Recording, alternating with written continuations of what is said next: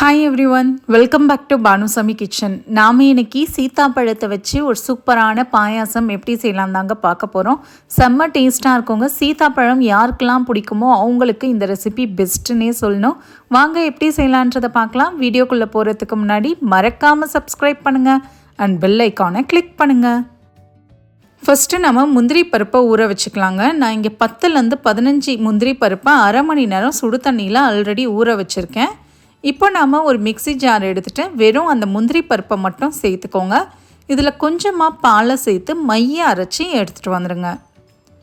பாருங்கள், இந்த அளவுக்கு தான் இருக்கணும். இதை ஒரு பக்கமாக எடுத்து வச்சுருங்க. அடுத்து நம்ம சீத்தாப்பழத்தை உள்ளே இருக்கிற அந்த ஃப்ளஷை மட்டும் எடுத்துக்கலாம். சீத்தாப்பழத்தை நீங்கள் எந்த டெக்னிக்கில் வேணாலும் எடுத்துக்கோங்க. ஆனால் அந்த கொட்டைகளை மட்டும் தூர போட்டுருங்க. நமக்கு அந்த சதை மட்டும்தான் வேணும், அந்த கொட்டையெல்லாம் வேண்டாம். நான் இந்த மாதிரி ஒரு ஜல்லடையில் வச்சு எனக்கு தெரிஞ்ச டெக்னிக்கில் இதை நான் அந்த ஃப்ளஷ்ஷு தனியாக கொட்டை தனியான்னு எடுத்திருக்கேன். நீங்கள் எப்படி வேணாலும் எடுத்துக்கலாங்க. ஆனால் இது ஈஸியாக இருந்தது. கையால் இந்த மாதிரி பிசைஞ்சு விடுங்க. அந்த ஜல்லடையில் கீழே பார்த்திங்கன்னா உங்களுக்கு அதோடைய ஃப்ளஷ் எல்லாமே கீழே இருக்கும். சீத்தாப்பழத்துடைய சொலை எல்லாமே கீழே இருக்கும். பாருங்கள், எனக்கு கிட்டத்தட்ட 1 கப் அளவுக்கு கிடைச்சிது. நீங்கள் எத்தனை பழம் வேணாலும் யூஸ் பண்ணிக்கோங்க. ஆனால் கிடைக்கிறது ஒரு 3/4லேருந்து 1 கப் அளவுக்கு இருக்கணும். இதை ஒரு பக்கமாக எடுத்து வச்சுருங்க. இப்போ ஒரு கடாயை எடுத்துக்கோங்க. இதில் 2 டேபிள் ஸ்பூன் அளவுக்கு நெய் சேர்த்துக்கோங்க. நெய் நல்லா சூடானதுக்கப்புறம் இதில் கொஞ்சமாக முந்திரி பருப்பு, பாதாம் எது வேணாலும் நீங்கள் சேர்த்துக்கலாங்க. முந்திரி பருப்பை நல்லா செவக்க வறுத்துக்கோங்க. இந்த அளவுக்கு நல்லா செவந்ததுக்கப்புறம் இதை தட்டுக்கு மாற்றிட்டு ஒரு பக்கமாக நம்ம இதை எடுத்து வச்சிடலாம்.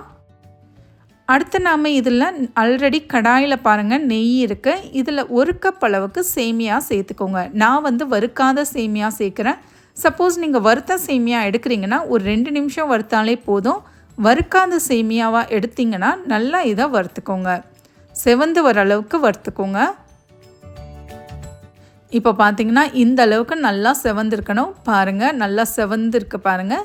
இது எல்லாத்தையும் ஒரு தட்டுக்கு நாம் மாற்றி வச்சிடலாம்.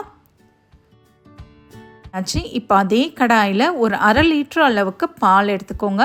பாலை நான் இனிமேல் தாங்க காய்ச்ச போகிறேன்.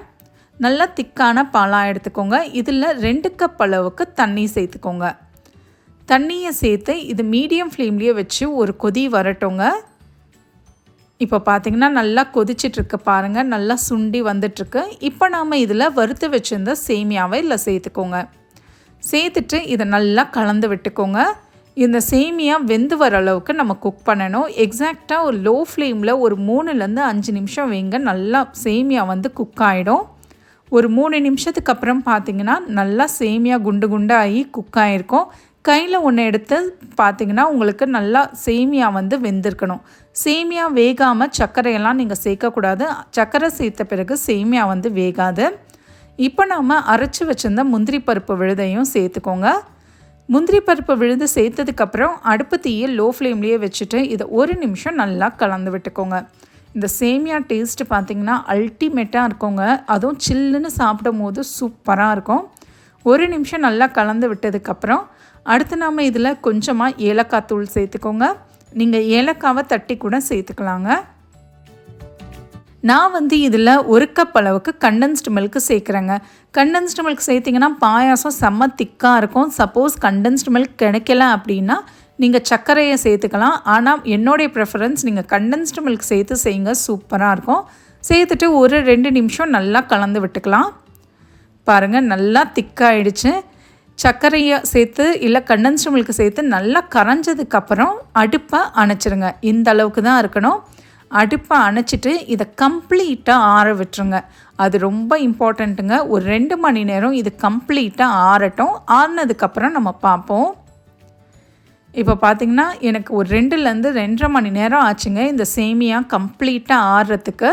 இது ஆறினதுக்கப்புறம் தாங்க நம்ம சீத்தாப்பழத்தோடைய அந்த ஃப்ளஷை இதில் சேர்க்கணும். சூடாக சேர்த்திங்கன்னா பால் திரிஞ்சு போயிடும்.